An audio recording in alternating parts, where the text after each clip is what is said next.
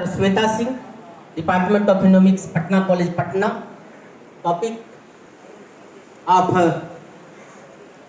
Are forestry, soil water conservation for smart agriculture.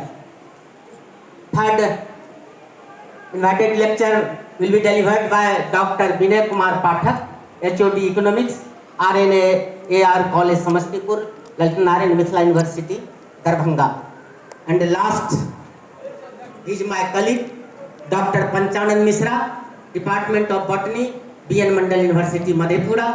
His topic is relevance of plant microbe metal interaction in grass for phytoremediation. Now I hand over mic to our co-chairperson, Dr. B.K. Dea. Thank you, Naresh Babu.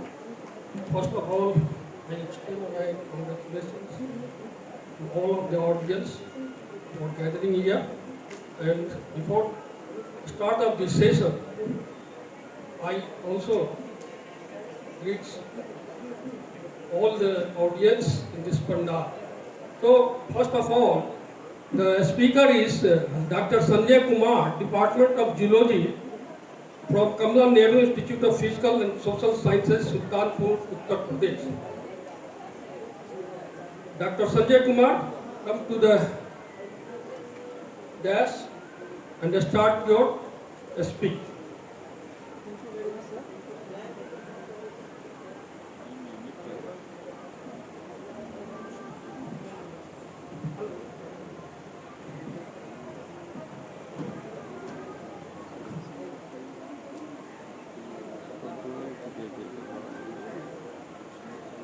Hello, thank you very much, sir. Without getting much time, I start with my topic, threats to an ecosystem service, pressure on pollinators and their conservation practices. First, we should look on this picture.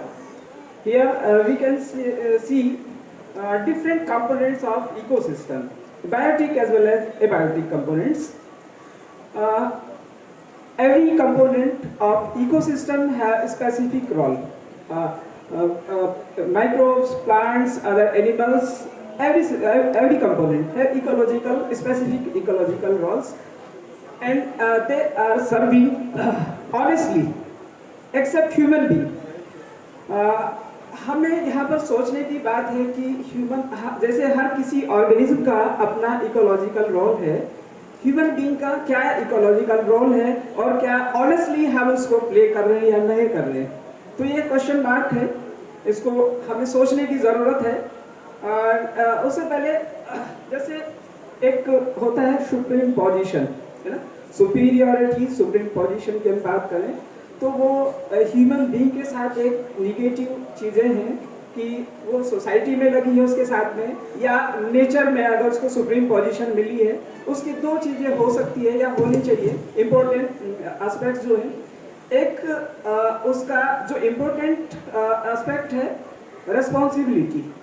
हमको कोई supreme position या इस तरह की position मिली है, suppose हम nature की हम बात कर रहे हैं, तो हमारे ऊपर बहुत सारी जिम्मेदारियां हैं, है ना, कि हमको क्या करना है इस नेचर के या नेचुरल रिसोर्सेज के लिए।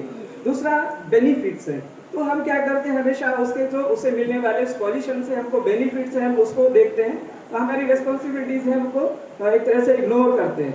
तो यही हम अपनी सोसाइटी में करते हैं, वही हम अपनी नेचर के साथ अभी भी कर रहे हैं। Now we come to the pollination. What is pollination? Here we are going to discuss about pollination, pollinators, what are the pollinators, threats of pollinators and conservation practices. First, pollination.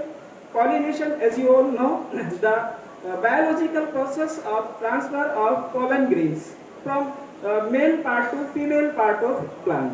It is simply the pollination, and it means for the production of seed, fruits and crops, etc.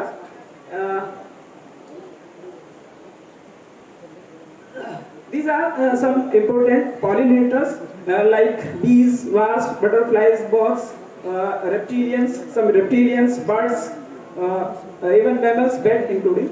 So these are important pollinators. Among them, honeybees, insects. Among them, insects are most important pollinators.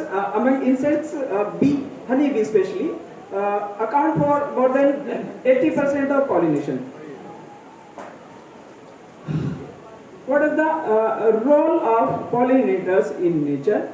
तो हम देख सकते हैं कि जैसे जितना हमको fruit मिलता है, जितना हमको क्रॉप्स मिलता है, तो वो सब क्या है, पॉलिनेटर्स के ऊपर डिपेंड करता है, डायरेक्टली बेनिफिट है।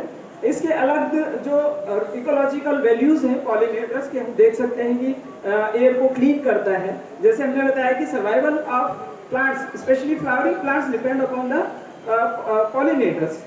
मैं ये नहीं कह रहा हूँ कि सभी जो प्लांट्स या पूरी तरह से पॉलिनेशन वो एंटोमोफिलस होता है, वो एनिमोफिलस हो सकता है या दूसरे एनिमल्स के ऊपर डिपेंड कर सकता है, लेकिन मेजॉरिटी ऑफ या मोस्ट ऑफ जो पॉलिनेशन है वो डिपेंड करता है इंसेक्ट्स के ऊपर। तो ये क्लीन को प्योरीफाई करता है, वाटर को प्योरीफाई करने में, सॉइल को इरोज होने में इकोलॉजी का पार्ट है, ह्यूमन वैल्यू ऑफ पॉलिनेशन है, या crops, food, fodder, fibre, woods, other materials, breeding materials, medicine, और इसका एस्थेटिक वैल्यू है। इसको देखते हुए हम ये कह सकते हैं कि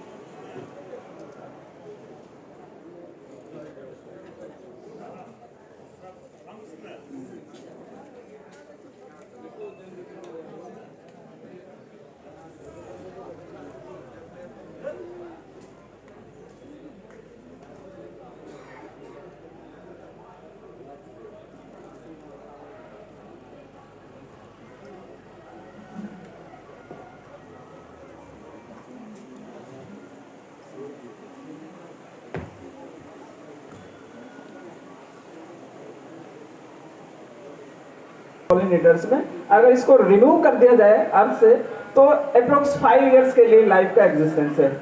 I don't know about the truth of this picture, लेकिन इतना जरूर कह सकते हैं कि कुछ आने वाले समय में सपोज उसको बिल्कुल फिनिश कर दिया जाए तो लाइफ के लिए प्रॉब्लम हो जाएगी, एग्जिस्टेंस हम नहीं कर पाएंगे।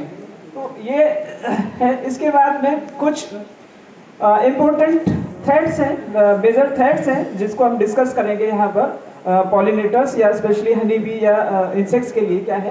अर्बनाइजेशन है, डिफॉरेस्टेशन है, मोनोकल्चर एग्रीकल्चर है, EMR है, इलेक्ट्रोमैग्नेटिक रेडिएशंस हैं, ALN artificial lights at night, chemical pesticides है, इंक्रीजिंग पॉपुलेशन है, पैथोजेंस, क्लाइमेट चेंज। तो वैसे तो हर किसी प्रॉब्लम के लगभग ये सब फैक्टर्स हैं जितना भी अभी डिस्कशन हुआ है यहाँ, climate change, paste and pathogen, invasive species. तो ये कुछ साइंटिफिक स्टडीज हैं जिसमें बताया गया है कि ये कुछ इम्पोर्टेंट फैक्टर्स हैं जो उसके डिक्लाइन के लिए रिस्पॉन्सिबल है। First we come to the effect of radiation on pollution. Radiation सभी जानते हैं कि use of wireless techniques increase हो रहा है डे बाय डे। तो वो क्या करता है एक, और वो क्या रिजल्ट किसका है, वो एंथ्रोपोजेनिक एक तरह से नीड को, ह्यूमन की नीड को फुलफिल करने के लिए उसका हम इस तरह से डेवलपमेंट कर रहे हैं। इसका निगेटिव कंसिक्वेंसेस आप देख सकते हैं, रिसर्च स्टडीज में दिखाया गया है। वो कॉलोनी की स्ट्रेंथ को डिक्रीज कर रहा है, ओविपोजिशन रेट को डिक्रीज कर रहा है हनी बी का, या उसमें स्वार्मिंग बिहेवियर को डिक्रीज कर रहा है, अफेक्ट कर रहा है, including navigation in honey bee को अफेक्ट कर रहा है, visual olfactory memory, locomotion and orientation also affecting by this threat. These again this is study conducted by different workers। इसमें आप देख सकते हैं कि जो ये डिफरेंट फीचर्स हैं वो अफेक्ट हो रहे हैं। ये डिफरेंट फैक्टर्स लिखा है इसमें, एंथ्रोपोजेनिक है, ये आर्टिफिशियल लाइटनिंग है, दिस इज मोबाइल रेडिएशन है, ये इलेक्ट्रिक वायर्स इलेक्ट्रिसिटी है। तो ये वो दिखाया है इन्होंने, इसमें देखा है कि जो पॉलिनेटर्स है उसमें कॉग्निशन, जो बिहेवियर है वो अफेक्ट हुआ है। उसमें आपका दूसरा ये बिहेवियर आपका जैसे फॉरेजिंग बिहेवियर है ये अफेक्ट हुआ है, अबंडेंस अफेक्ट हुआ है, स्पीसीज रिचनेस अफेक्ट हुआ है, पॉलन ट्रांसपोर्ट कैपेसिटी या अल्टीमेटली फूड और सीड सेट उसमें अफेक्टेड हुआ है। Then next threat is habitat loss.